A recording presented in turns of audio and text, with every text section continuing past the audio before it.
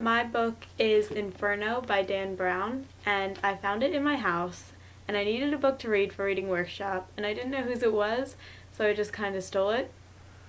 I decided to read it because the cover is like really artsy, and also, like I said, I needed a book to read. The author, Dan Brown, is really good at making having long descriptions while keeping the urgency that the book needs. So one example of this is this section where he says, this is where the main character is kind of finding out he's in a place where he's not supposed to be. So he says, amid a contour of spires and domes, a single regal facade dominated Langdon's field of view. The building was an imposing stone fortress with a notched parapet and a 300-foot tower that swelled near the top, bulging outward into a massive machicolatal battlement. Langdon sat bolt upright in bed, pain exploding in his head. He fought off the searing throb and fixed his gaze on the tower. Langdon knew the medieval structure well. It was unique in the world. Unfortunately, it was also located 4,000 miles from Massachusetts, which is where he's supposed to be. So there's two main characters.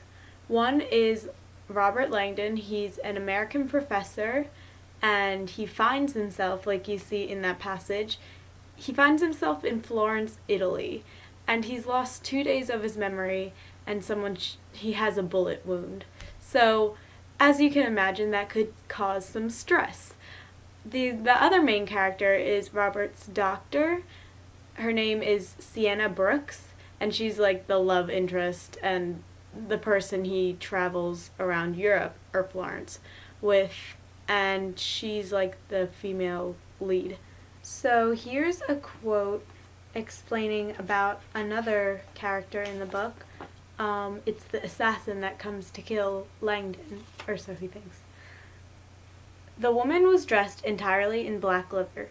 She was toned and strong with dark, spiked hair. She moved effortlessly, as if her feet weren't touching the ground, and she was headed directly for Langdon's room. So that kind of shows it explains the character, and it also gives you a sense of urgency, which I like. So he's in this hospital, and he has this bullet wound, and then all of a sudden an assassin shows up, and he's shooting at them, so they have to try to escape.